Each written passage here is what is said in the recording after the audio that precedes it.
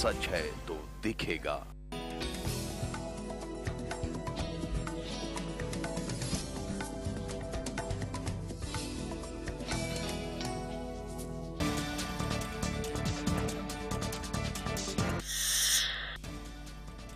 दिल्ली में आज शाम चुनाव आयोग की प्रेस वार्ता। झारखंड और जम्मू कश्मीर के विधानसभा चुनाव की तारीखों का ऐलान संभव।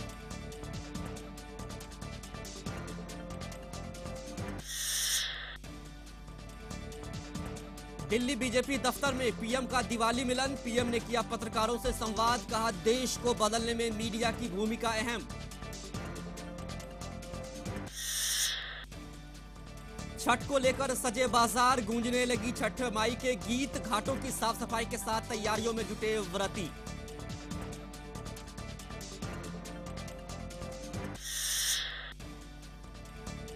और रांची राइनोज को मिला तारनहार। धोनी ने खरीदी रांची राइनोज की टीम, कहा मिलजुल कर संवारेंगे हॉकी की किस्मत। रांची राइनोज बना रांची रेज।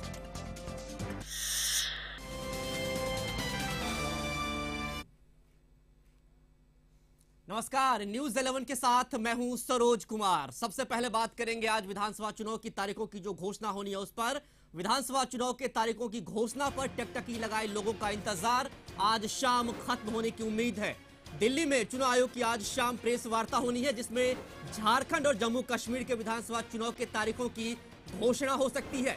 चुनाव आयोग की प्रेस वार्ता आज शाम 4 बजे होनी है। वहीं झारखंड में शाम 5 बजे मुख्य चुनाव पदाधिकारी पीके जजोरिया प्रेस कॉन्फ्रेंस करेंगे और प्रदेश में विधानसभा चुनाव की तारीखों की घोषणा करेंगे। तारीखों की घोषणा के साथ ही झारखंड में शाम से आदर्श आचार संहिता लागू हो जाएगी।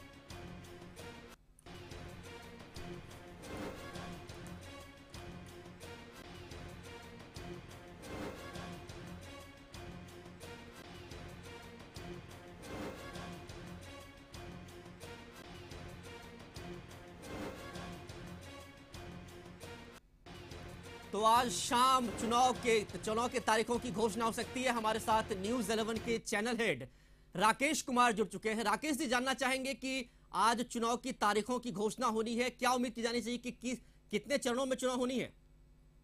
देखिए सर, जिस तरीके से तैयारी चल रही थी चुनाव आयोग की, उसमें यह तय किया गया था कि 5 फेज में चुनाव होंगे और इसको लेकर एक रिपोर्ट मंगाई गई थी चुनाव आयोग की तरफ से राज्य से। और सारी रिपोर्ट चली जाने के बाद से अब जाकर आज प्रेस कॉन्फ्रेंस होना है। अब से थोड़ी ही देर में चुनाव आयोग की प्रेस वार्ता होगी और उसमें तय होगा कि झारखंड और जम्मू कश्मीर में चुनाव जो होने हैं उसकी किस तरीके से तैयारी की जा सकती है, किस तरीके से कितने फेज में चुनाव होंगे और क्या क्या जरूरत होगी सारी चीजों, चाहे सुरक्षा बलों की जवान की बात की जाए या फिर बाकी प्रशासनिक दृष्टिकोण से सारी चीजों की व्यवस्था की बात की जाए। इन सारी चीजों पे चुनाव आयोग की तरफ से प्रेस कॉन्फ्रेंस होना है और अब से थोड़ी ही देर में पता चल पाएगा कि आखिर झारखंड में कौन कौन से दिन होंगे जब चुनाव कराए जाएंगे। जी राकेश जी, जानना चाहेंगे कि जब चुनाव आयोग की टीम पिछले दफे झारखंड आई थी और माना यह जा रहा था कि हरियाणा और महाराष्ट्र के साथ ही झारखंड और कश्मीर में भी चुनाव हो सकते हैं, हालांकि उस वक्त नहीं हुए और बाद में दिवाली और छठ की बात कही गई थी। अब जब चूंकि 3 जनवरी 2015 को झारखंड के विधानसभा के कार्यकाल खत्म होना है, ऐसे में क्या माना जाए कि चुनाव के जो समय है वो किस आसपास होने चाहिए? छठ के तुरंत बाद या उसके बाद? देखिए, अभी वक्त लगेगा। सबसे पहले जो प्रक्रिया होगी, खास करके नॉमिनेशन की प्रक्रिया होगी, बाकी फिर नाम वापसी की प्रक्रिया होगी, स्क्रूटनी होगी और तमाम चीजों के बाद से जो वोटिंग की तिथि होगी कि कौन कौन से डेट हो सकते हैं जिस डेट पे मतदान कराए जा सकते हैं। और झारखंड जहां पे नक्सल प्रभावित इलाका काफी है, कई जिलों में नक्सल है, तो ऐसी गतिविधियां को देखते हुए कुछ इस प्रकार के इंतजाम भी करने हुए कि आखिर सुरक्षा के दृष्टिकोण से कहां कहां कैसे सारी व्यवस्था दुरुस्त की जा सकती है। तो मुझे जो जानकारी अभी तक है 3 फेज या 5 फेज में चुनाव हो सकते हैं और इसकी तारीख की घोषणा थोड़ी ही देर में होगी।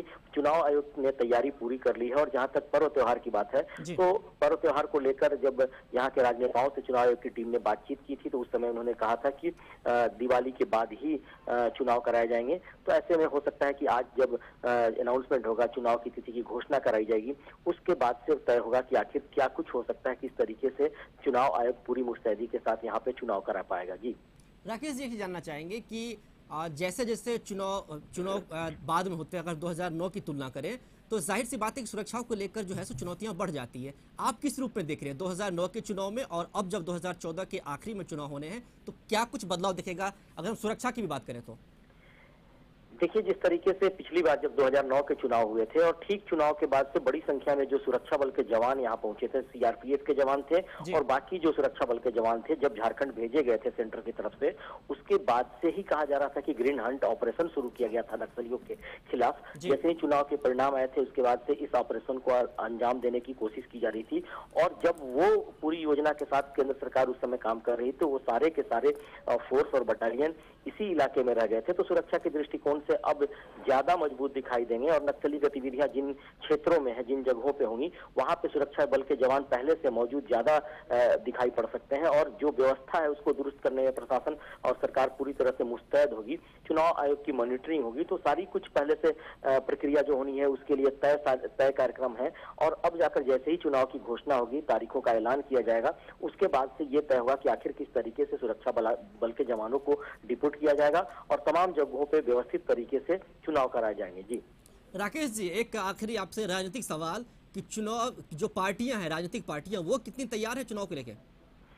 देखिए, लगातार मंथन चल रहा है। लोकसभा के चुनाव होने के बाद ही इस प्रकार के मंथन चल रहे हैं कि आखिर किस तरीके से झारखंड में चुनाव होंगे। विधानसभा के चुनाव की तैयारी को लेकर सभी पार्टियों की तरफ से अपनी अपनी तैयारी की गई है।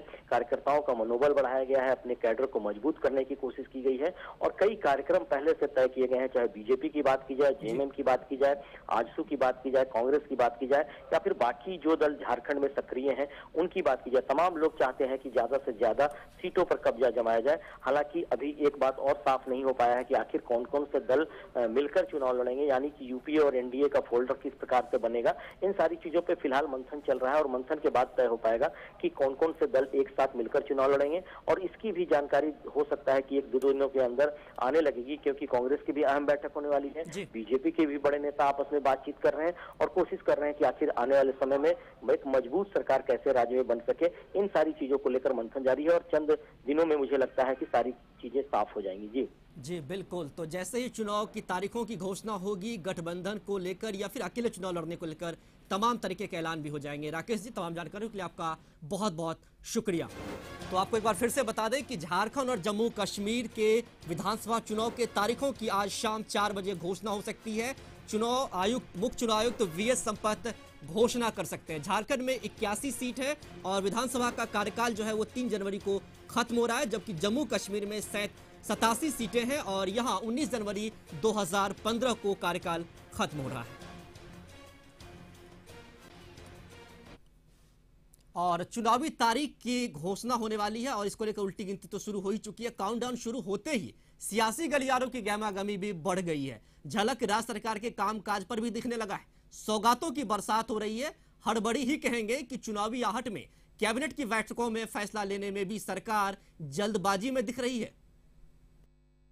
चुनाव की घोषणा बस कभी भी हो सकती है, आचार संहिता कभी भी लग सकता है और उसकी झलक हेमंत सरकार के कामकाज में साफ झलकने लगा है। सौगातों की बरसात हो रही है, धड़ाधड़ फैसले हो रहे हैं और सरकार बेहद जल्दबाजी में है। स्थिति ऐसी हो गई है कि चुनावी आहट में पिछले कुछ दिनों में ही हेमंत कैबिनेट की उतनी बैठकें हो गई जो महीनों में नहीं हो पाती थी। बैठकें कर फैसले लेने के लिए सरकार कुछ ज्यादा ही जल्दबाजी में है। चुनाव के आहट के बाद के कैबिनेट निर्णयों को देखें तो जनता के लिए नहीं बल्कि वो आगामी चुनाव के लिए ध्यान रखकर की बातें कर रहे हैं और आनन फानन में कर रहे हैं, जिसमें नियम को ताक में रखा जा रहा है। और मैं समझता हूं कि चुनाव आयोग को ऐसे मामले पर नोटिस लेना चाहिए। प्रशासनिक स्तर पर किसी भी पदाधिकारियों का ट्रांसफर करना राज्य सरकार का अधिकार क्षेत्र है, लेकिन प्रशासनिक स्तर पर नहीं हो रहा है। यह प्रशासनिक कारणों से नहीं हो रहा है। प्रशासनिक कारणों से यदि हो रहा है तो वैसे पदाधिकारी जिसको ट्रांसफर करना जरूरी है तो जरूर कहीं विचलन है, तो उसके ऊपर में कार्रवाई क्या हो रही है यह भी बताना चाहिए। और यदि यह कारण नहीं है तो उसका उपयोग करना चाहती है सरकार कि उसका दुरुपयोग करना चाहती है, यह भी सरकार बताए। विपक्षी नेताओं के हमले हो रहे हैं और पिछले कुछ दिनों के सरकारी फैसले इस हमले की वजह साफ कर रहे हैं। थोक के भाव में ट्रांसफर पोस्टिंग हुई, महिलाओं पर सौगातों की बरसात हुई, महिला नीति पास हो गई, पुलिस और सुरक्षा बलों के वेतन भत्ते बढ़ गए, संथाल में स्वास्थ्य सुविधाएं बढ़ाने का फैसला हो गया, सिद्धो कान्हो के वंशजों को भी नौकरी का ऐलान हो गया। सरेंडर करने वाले नक्सलियों को नियुक्ति पत्र मिल गया। देखने से ऐसा लग रहा है कि सरकार अपने अंतिम वक्त तक काम के सारे रिकॉर्ड तोड़ देना चाहती है, लेकिन यही कार्य संस्कृति ये भी साफ कर देती है कि सरकार कुछ ज्यादा ही हड़बड़ी में है। आपको ये सवाल ही नहीं पूछना चाहिए। अब जो समय मिलेगा उतना समय में क्या उपयोग करेंगे। मुझे अगर मैं आज मैं सरकार बनाता और कल कोड ऑफ कंडक्ट लग जाए तो मैं इच्छा मतलब काम ना करूं। सरकार के ये घोषणा करती है कि जो कार्यक्रम आपने चलाया है आगे भी नक्सली इस तरह से जुड़े। अरे जब तक हम हैं तो फिर हम तो कर रहे हैं, और कौन आएगा नहीं आएगा तो आने वाला समय बताएगा। और वो लोग कैसा करेंगे उनका तो विगत 9 सालों में 14 सालों में आपने देखा। हेमंत डंके की चोट पर काम करने का दम्भ भरते हैं, लेकिन अब आप ही सोचिए, कैबिनेट की बैठक का वक्त अगर दिन में 3 बार बदला जाए तो ये हड़बड़ी नहीं तो क्या है। फैसला होने से पहले सरेंडर करने वाले नक्सलियों को नियुक्ति पत्र बांटने का कार्यक्रम तय हो जाए तो ये हड़बड़ी नहीं तो क्या है। हेमंत सरकार अपने विज्ञापनों में कहती है कि पहली बार काम करने वाली सरकार है, पर ऐसे काम करने वाली सरकार की उम्मीद भी किसी को ना थी। कोई शक नहीं कि जो भी घोषणा हो रही है उसमें ज्यादातर का पूरा होना अगली सरकार में है। तो क्या हेमंत सोरेन सरकार ताबड़तोड़ घोषणा कर सारे काम का क्रेडिट ले लेना चाहती है? क्या पिछले एक हफ्ते या आने वाले 2-3 दिनों में और जो फैसले ऐलान होंगे वो राज्य के विकास के लिए है, 3.25 करोड़ लोगों के हक में, या सिर्फ हेमंत सरकार के फायदे के लिए? न्यूज़ 11 के लिए जमशेदपुर से जितेंद्र के साथ रांची से आकाश भार्गव की रिपोर्ट। और अब बात पीएम मोदी की। प्रधानमंत्री ने दिल्ली में बीजेपी दफ्तर में दिवाली मंगल मिलन समारोह का आयोजन किया। इस दौरान उन्होंने मीडिया के साथ संवाद किया। उन्होंने कहा कि देश को बदलने में मीडिया की भूमिका अहम है। पीएम बनने के बाद मोदी की यह पहली औपचारिक मुलाकात रही। इस दिवाली मिलन समारोह में पत्रकारों के अलावा संसदीय बोर्ड के सदस्य भी शामिल हुए, यानी राजनाथ सिंह से लेकर अरुण जेटली, वेंकैया नायडू भी मौजूद रहे। प्रधानमंत्री ने समाज के उत्थान में मीडिया की भूमिका पर प्रकाश डाला। साथ ही स्वच्छ भारत मिशन पर लिखने के लिए मीडिया को धन्यवाद दिया। आज खास करके देश के मीडिया के मित्रों का एक विशेष विषय पर हृदय से आभार व्यक्त करना चाहता हूं, अभिनंदन करना चाहता हूं। मैं पिछले करीब 1 महीने से लगातार स्वच्छता पर इतने आर्टिकल पढ़ रहा हूं, इलेक्ट्रॉनिक मीडिया में भी, सोशल मीडिया में इसकी इतनी व्यापक चर्चा हो रही है। और मेरा अनुमान है कि शायद कई कॉलम राइटर ऐसे होंगे जो शायद पिछले 15 साल से 20 साल से कॉलम लिखते होंगे, लेकिन सफाई पर शायद पहली बार लिखते होंगे। और मैं मानता हूं ये देश की बहुत बड़ी सेवा हो रही है। मैं समझता हूं कि एक बहुत बड़ी शक्ति बनेगा और देश का मीडिया भी देश को बदलने में कितनी बड़ी अहम भूमिका निभा सकता है, इसका एक उत्तम उदाहरण मैं इस अभियान में देख रहा हूं। मीडिया के माध्यम से बहुत बड़ी सेवा की है और मुझे लगता है कि ये बात बहुत बड़े पैमाने पर फैलती जाएगी, ऐसा मुझे लगता है। प्रधानमंत्री अकेले अपने हाथ में झाड़ू लेने से फैलने वाली नहीं थी, लेकिन आपने अपनी कलम को ही झाड़ू में कन्वर्ट कर दिया है। और ये मैं समझता हूं कि एक बहुत बड़ी सेवा है और भारत को हम इतना भी दे पाए तो बहुत बड़ा काम है। मैं फिर एक बार आपको दीपावली की बहुत शुभकामनाएं देता हूं।